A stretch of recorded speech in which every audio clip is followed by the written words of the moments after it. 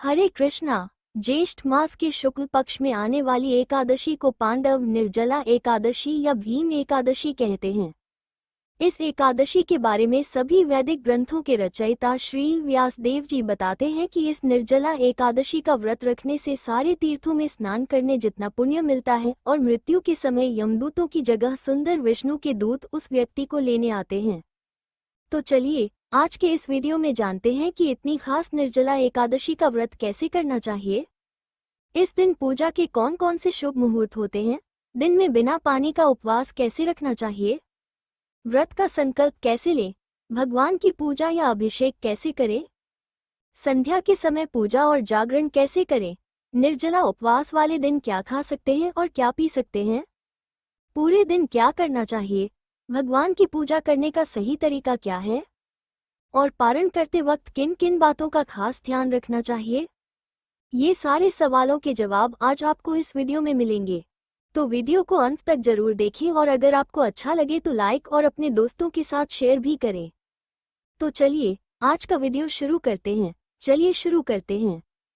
इस बार वाली निर्जला एकादशी का व्रत 2 दिन रखा जाएगा, जो कि 6 और 7 जून 2025 हैं। आमतौर पर स्मार्ट लोग ये व्रत 6 जून को रखेंगे, वहीं वैष्णव भक्त 7 जून को रखेंगे। क्योंकि इस बार व्यंजुली महाद्वादशी आ रही है और साल में ऐसी 8 महाद्वादशी होती हैं जिनके आने पर वैष्णव भक्त एकादशी की तिथि छोड़कर सीधे महाद्वादशी पर एकादशी का व्रत करते हैं। अगर आप निर्जला एकादशी की तारीख, टाइम और मुहूर्त के बारे में और जानकारी लेना चाहते हैं तो बताइए निर्जला एकादशी कब है। इस बारे में हमने एक लंबा वीडियो भी बनाया है, आप चाहें तो वो देख सकते हैं, लिंक डिस्क्रिप्शन बॉक्स में नीचे दिया है। चलिए अब बात करते हैं कि निर्जला एकादशी की तैयारी कैसे करनी चाहिए।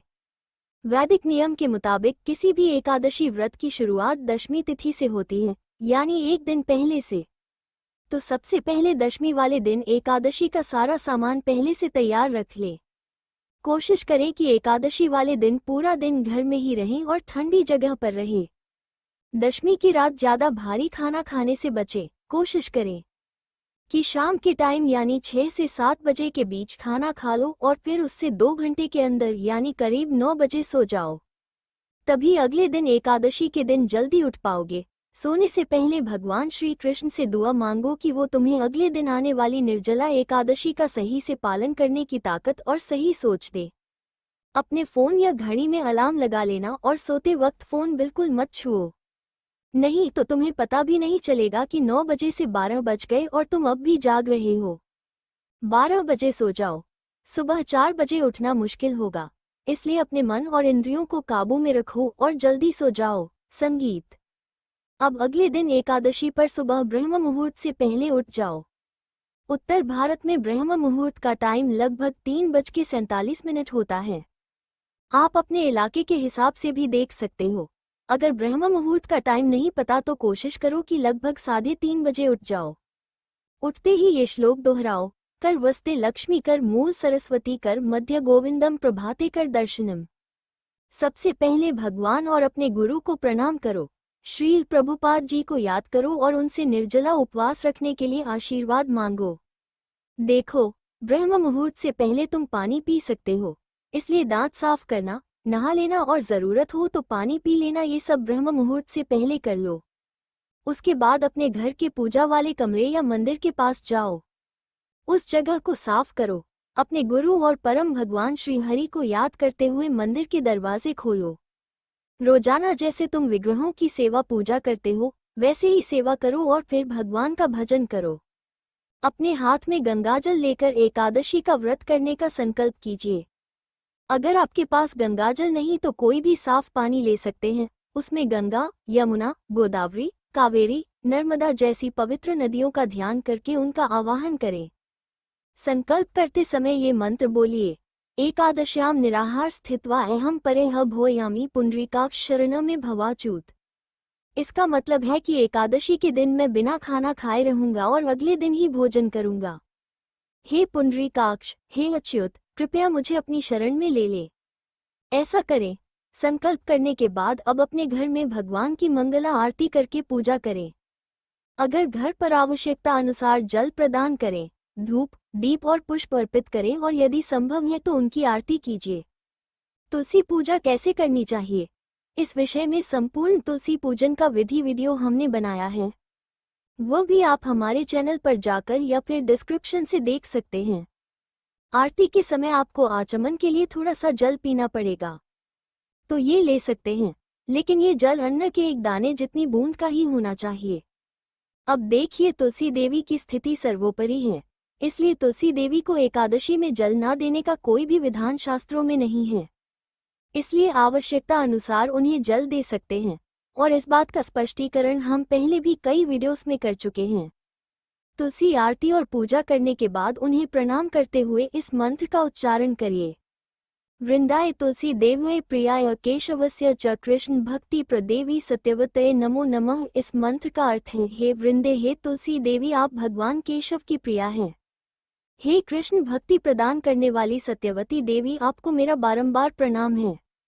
इस प्रकार तुलसी देवी को प्रार्थना, आरती और वंदन करने के बाद अब तुलसी देवी के समक्ष बैठकर माला के ऊपर हरे कृष्ण महामंत्र का जप कीजिए, यानी हरे कृष्ण कृष्ण कृष्ण हरे हरे, हरे राम राम राम हरे हरे। निर्जला एकादशी के दिन प्रत्येक मनुष्य को इस महामंत्र की माला पर जप करना अत्यंत आवश्यक है। इस दिन आप हरे कृष्ण महामंत्र की कम से कम 16, 25, 32, 45 या फिर 64 माला का जप करने का संकल्प लेना चाहिए। एक माला में 108 मनके होते हैं और इस प्रकार हर मनके के ऊपर आप हरे कृष्ण महामंत्र बोलेंगे, और ऐसा करते करते हुए 108 बार जब आप बोल लेंगे तब एक माला पूरी होगी। और इस प्रकार आप अपनी क्षमता अनुसार और शायद अपनी क्षमता से थोड़ा अधिक प्रयास करके कम से कम 25 या 32 माला कर सकते हैं। इसमें से अधिक माला आपको प्रातः काल में तुलसी देवी के समक्ष बैठकर करनी चाहिए, एक ही आसन पर। लेकिन अगर सभी माला सुबह नहीं कर सकते तो कोई बात नहीं, संपूर्ण दिन में जब भी समय मिले उस समय भी हरे कृष्ण महामंत्र की इस माला पर जप किया जा सकता। संगीत है। आइए अब देखते हैं भगवान की पूजा या अभिषेक करने की विधि। निर्जला एकादशी के दिन आप भगवान की संपूर्ण विधि से पूजा या अभिषेक भी कर सकते हैं। ये पूजा आप अपने घर में जो मंदिर या फिर पूजा का स्थान है वहां कर सकते हैं, या फिर भगवान की स्थापना के लिए एक अच्छा आसन बना सकते हैं। आसन स्थापित करने के लिए एक मध्यम उच्च आसन लें और उस पर सफेद या पीला वस्त्र बिछाएं। यह वस्त्र शुद्ध होना चाहिए, आपके द्वारा पहले उपयोग में लिया हुआ नहीं होना चाहिए। सबसे पहले अपने हाथों को आचमन से शुद्ध करें, उसके बाद आसन के ऊपर आप भगवान श्री विष्णु और देवी लक्ष्मी का चित्र या फिर उनके विग्रह स्थापित कर सकते हैं, या फिर भगवान श्री कृष्ण के चित्र या फिर उनके विग्रह की स्थापना भी कर सकते हैं। उसके बाद अगर आपके घर में विग्रह या लड्डू गोपाल है तो उनका अभिषेक कर सकते हैं। लड्डू गोपाल या भगवान श्री विष्णु का अभिषेक करने के लिए सबसे पहले एक स्वच्छ पात्र लें जो कि रोज के उपयोग का न हो। पंचामृत के लिए अलग अलग पात्रों में दूध, दही, मधु, घी और मीठा पानी रख लीजिए। दूध की मात्रा सबसे अधिक होनी चाहिए और घी की मात्रा सबसे कम होनी चाहिए। फल का रस और गंगाजल मिलाया हुआ स्वच्छ जल भी साथ में रखें। चंदन, तुलसी पत्र, पुष्प और सुगंधित तेल भी रखें। सामग्री उतनी ही लें कि चरणामृत बर्बाद ना हो। उसके बाद एक मध्यम ऊंचाई वाले आसन पर अभिषेक पात्र रखें और उस पर चंदन से गोलोक मंडल बनाकर तुलसी देवी और पुष्प अर्पित करें। भगवान के विग्रह को स्वच्छ वस्त्र पहनाकर अभिषेक पात्र में स्थापित करें। पहले सुगंधित तेल और चंदन से उनके विग्रह की मालिश करें। उसके बाद क्रमशः दूध, दही, घी, मधु, रस और मीठे जल से अभिषेक करें और अंत में स्वच्छ गंगाजल मिश्रित जल से भगवान के विग्रहों को स्नान करवाएं। उसके बाद उन्हें पवित्र और शुद्ध वस्त्र पहनाएं, आभूषण से श्रृंगार करें और उसके बाद भगवान के लिए जो आपने स्वादिष्ट भोग बनाया था वह स्वादिष्ट और सात्विक भोग उसमें तुलसी पत्र रखकर भगवान को अर्पित करें। 15 मिनट बाद भगवान जब भोग स्वीकार कर ले तो उसे हटाकर घी के दीपक से आरती करें। उन्हें पुष्प और धूप अर्पित करें और अंत में भगवान विष्णु की आरती का गान करें, कीर्तन करें। अगर घर में सिर्फ भगवान के चित्र हैं तो उनको गंगाजल से स्वच्छ कपड़े से साफ कर सकते हैं और फिर उनकी अक्षत, चंदन, पुष्प, धूप, दीप इत्यादि से पूजा कर सकते हैं। इस प्रकार आप निर्जला एकादशी के दिन भगवान की पूजा अर्चना भी कर सकते। संगीत है। आइए अब बात करते हैं निर्जला एकादशी के उपवास की।